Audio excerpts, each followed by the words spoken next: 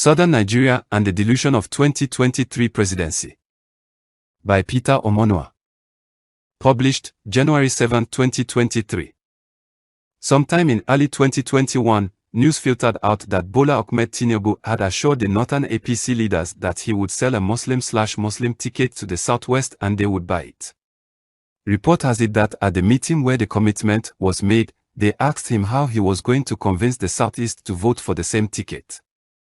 He was alleged to have responded that the southeast did not really matter in the calculation, that as long as he could convince his people in Yoruba land and they, northerners, could get the northern support, they would cruise to victory, without the votes of the southeast.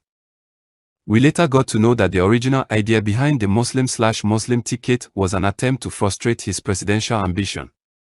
Their thought was that he would object to a Muslim/Muslim pair and that they would insist it was the only option they had for him. How do you tell a man whose wife is not only a Christian but a pastor in one of the biggest Christian denominations in the country, that his presidential running mate would be a Muslim when he himself is a Muslim in a secular country like Nigeria? He knew the game plan, refused to allow it to deter him, and assured them he would run with it. The culmination of such several attempts to dissuade and frustrate him out of the race led to his now viral outburst at Abeokuta, Emilokan. As one group was scheming to get Tinubu off the race in APC, another group was stationed in the PDP to ensure one of their own emerges as the flag bearer of that party, in case the recalcitrance of this Emilokan denies them of that party's ticket. The emergence of Peter Obi in the Labour Party was an aftermath of his experience in the PDP. Though he has not disclosed what he encountered on his journey, Obi's body language, despite his taciturn nature, spoke volumes. Does Southern Nigeria really think that a northerner overseeing the election of Nigeria's presidency will award the winning to a southerner? Whoever thinks that has obviously not followed the history of leadership races in Nigeria. It is for this general naivety and ignorance that I keep encouraging anyone who cares to get copies of the following books and read Just Before Dawn by Professor Cole Ometoso and The Tale of June 12 by Professor Omo Omorui. Make no mistake, there would be ongoing nocturnal meetings between Atiku, El-Rufai, Gobrashio's presidency, INEC's Mahmoud, and possibly Lamido Sanusi. There would be ongoing scheming on how to retain power in the hands of the Fulani. How does Tinubu think an El-Rufai will support him over Atiku? Has he forgotten that Atiku is not only El-Rufai's brother, but his benefactor, who more or less made El-Rufai? Some of us are genuinely frustrated by the outright stupidity and gullibility of Southerners. When I see the sort of discussions going on some social media pages, I can't help but imagine how truly clueless most Southerners are about the true state of the Nigerian project. The Fulani does not want the power shift to the south. Hear it again, the North will do anything to frustrate a power shift to the south. They do not care about any party. They want to see that it is transferred to another Fulani, not even to a Hausa or a Kanuri. It was for that reason Peter Obi was frustrated out of the PDP. It was for the same reason Tinubu was saddled with the baggage of a Muslim/Muslim ticket. The backlash was anticipated and they had calculated it would be a suicidal mission for him. The popularity and blossom of the Labour Party under Peter Obi was never in their calculation. What the North has succeeded in doing is dragging Yoruba and Igbo out into an election cycle, sidestepping the making of a new constitution that should have preceded any elections. They need the overwhelming participation of the Yoruba and the Igbos, the two other majority, by which they can then give a semblance of fair representation in the process. They would then be able to say to the international community, see, it was a widely and keenly contested election, it may even get to a runoff. At the end, one person won, and that person happens to be a Fulani man. If that happens, now what? How can the southern leadership live with the reality of a back-to-back Fulani rulership of Nigeria given the experience of the South and the Middle Belt in the hands of the Fulani over the last 7+ years? Are we not thereby helping to promote a Fulani to complete what Buhari started, i.e., the domination and enslavement of the country by the Fulani? And to think that the chief promoters of a back-to-back Fulani headship of the country are mostly Southerners is mind-boggling. It is unconscionable, unbelievably shocking to see some Southerners actually drumming support for an Atiku Abubakar presidency. So, Deli Momodu, Rino Omokri, the Obasikis, Dino Melai, the Yoruba Okon from Kogi, and most disappointingly, Ifeanyi Okawa, a supposed frontliner of the Southern Governors Forum, would face their constituencies and be proud to inform them they are part of an agenda to use one Fulani to replace another Fulani. Unbelievable. What would these Southerners tell their future generations about their roles in the vanquish of the South? Political expediency. Do people not have shame? Do they not think of posterity and what history will write about them? Afonja and his betrayal, which gave birth to an Ilorin emirate over a century ago, is still in our political discourse and will continue to be. Is that how these people want to be remembered? I must appreciate Governor Wike and his G5 governors for their tenacity and daring to stand up for what is right. It is not even enough for the G5 governors to insist on AU's resignation. It should be an insistence that Atiku himself, being a Northerner, cannot stand for election to replace another Northerner. Not so them just see us finish. Can you imagine Atiku telling us that because Buhari is in APC, then it should not affect the chances of PDP producing another Northern president? What an infantile puerile argument. Is that how stupid these people think we have all become? So, is he telling us Obasanjo could have handed over to another Yoruba or Igbo person, or that Jonathan could have handed to another Southerner and it will be fine with the North? What shameless effrontery and daylight robbery is that?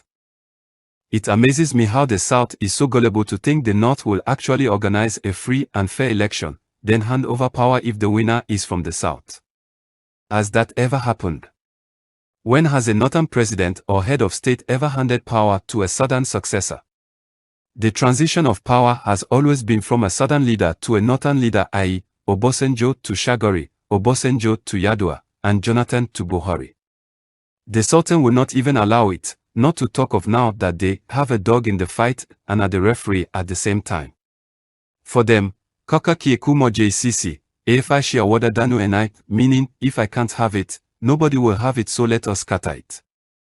Do people even realize the resistance from the highest level of the Northern power bloc against handing over to Abiola? People just think it was IBB that was power drunk and wanted to cling to power.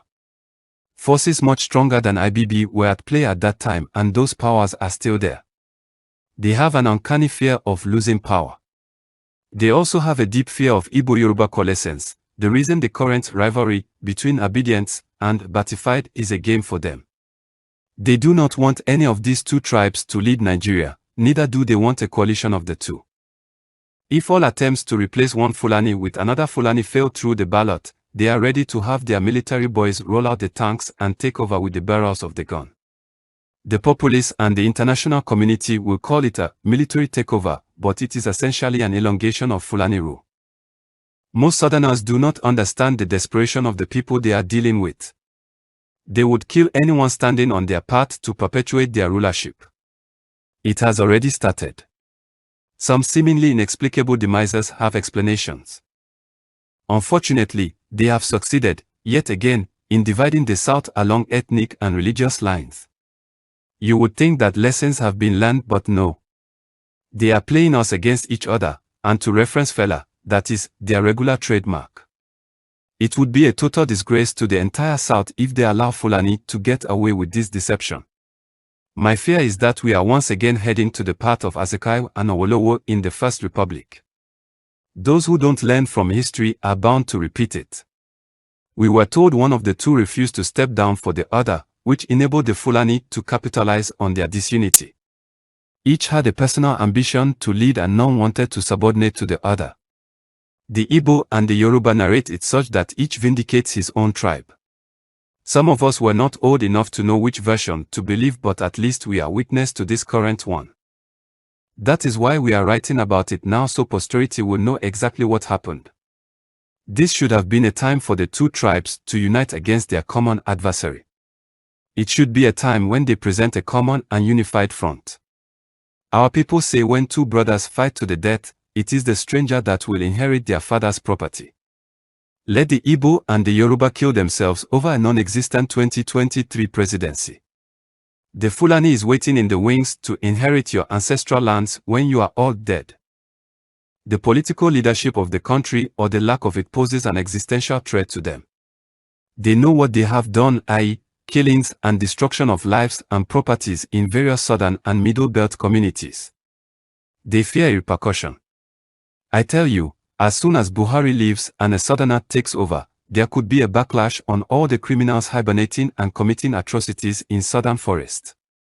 Throughout Buhari's tenure, they have used the military to cover their flanks, the reason why T.Y. Danjuma said they collude.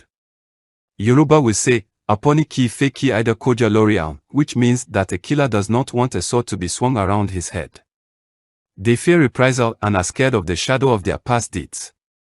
It is the reason one of their patrons, Gumi, can publicly advise them not to vote for a president who will prosecute them. They know what they have done, and that only one of their own, Atiku, will protect them after Buhari. One fact the southern electorate knows but pretends will not play out is the interest of the electoral umpire. The last time I checked, he is an Ewa man. Do southerners believe in their hearts that this man will be an unbiased umpire in this tournament, given the huge prize at stakes? While the South is busy building, the North's minute-by-minute planning is, how can we distract them, the South, and ensure power remains with the North? They are thinking, who among their traitorous leaders can we buy over that will speak against them in support of the North retaining power? They have unleashed Fulani terrorists into your farms to intimidate and create scarcity of food in your lands systematically. At the official level, they have deployed the military into your states in the South, as if there is a war already going on. For every military checkpoint you see in the North, you have roughly 8 within the same radius in the South. The ratio is worse in the Southeast, under the pretext of fighting IPOB members. It's all part of the game of psychological warfare and defeat. My postulation, they will declare Atiku the winner of the election, irrespective of what the real voting numbers are. They will anticipate an uproar. To assuage the South, they penciled down some names to appoint into key positions as soon as they declared Atiku winner. They will tell you to go to court and challenge the result. If your uproar spirals to a riotous tumult, they will deploy their military, kill a few and take some perceived frontline leaders of the protest into detention, reminiscent of June 12th. They will direct the CBN to release any required amount of money to buy out leaders of the major tribal groups. For the candidates i.e., Tinubu, Peter Obi, etc., they will tell them to name their price and promise to pay them any amount of money they want to assuage and compensate them. Did I hear you say, it can never happen? This is not 1993, wait for it. I will remind you. As it was in 2015 and 2019, a dog that will get lost does not hear the whistle of its owner. They call us whalers and political neophytes. Atiku is coming to finalize the Fulani agenda started by Buhari. Buhari spent the last 8 years restructuring the country to their preferred structure. He only needs Atiku to consolidate on that restructuring. Do people think he will hand over to a southerner who will deconstruct all that he has put in place for the benefit of his clan and their long-held belief that they own Nigeria? Atiku, I am told, is deadlier, more virulent, and will exercise a vice-grip hold of the South. Just as Tinubu fed a lion that has almost now consumed him, those promoting Atiku now will be the first casualty. That is why he has never condemned Fulani atrocities. That was why he deleted that tweet about the murderous killing of Deborah by some terrorist in Sokoto. Southern Nigeria has suffered enough under the yoke of this marriage. When is enough really enough? If Chief Obasanjo, with all of his stubbornness and deep understanding of Nigeria's socio-political history, could not salvage it, believe me, no one can. Not Peter Obi and not Tinubu. From the onset, two countries that did not have anything in common were merged into a single entity. Nigeria has been a state held together at gunpoint since then. It has been over 100 years and everyone can see that it has not worked. Anyone adamant about keeping it so, no doubt, reaps from the agony and frustration of the people of a failed state. They do not care about the well-being of the citizens or the development of the country. Chief Richard Akinjide, a one-time staunch supporter of the North, who went to the extent of betraying his kinsman, Chief Obafemi Awolowo, for the benefit of the North, before he died, said the North believes they can use the military to rule the country in a form of internal colonialism. He further said, and I quote, "These are people who do not make a distinction between public treasury and private treasury. Basic economics tells us savings and investments are the engines for the growth of any economy. How can you ever hope to save and invest with such people? As far back as 1962, Chief Obafemi Awolowo had referred to them as the autocratic ruling caste during his treason trial. Before any progress can be made in southern Nigeria, we have to go back to the two-state solution, northern Nigeria and southern Nigeria. Take it back to where it was before the British disingenuously merged them. Southern Nigeria delineation. Already we are running two countries as it were anyways. The Water Resource Bill is clear evidence. Those in southern Nigeria don't want it while those in northern Nigeria welcome it and in fact, anticipate it. The introduction of Sharia with its associated Hizbah police is another.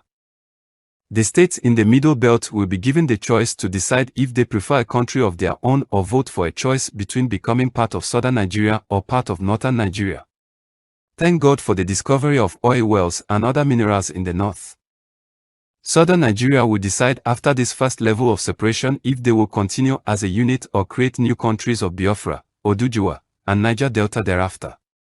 A president of southern Nigeria extraction, even if it were to happen, with the current structure of the country, is window dressing, the sore would only fester.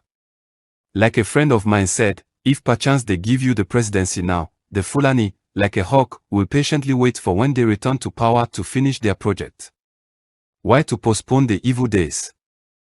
Some would say, why now when the presidential election is less than 2 months to take place? It is because we know the election is a distraction. It is a destination to nowhere, to a darker wilderness.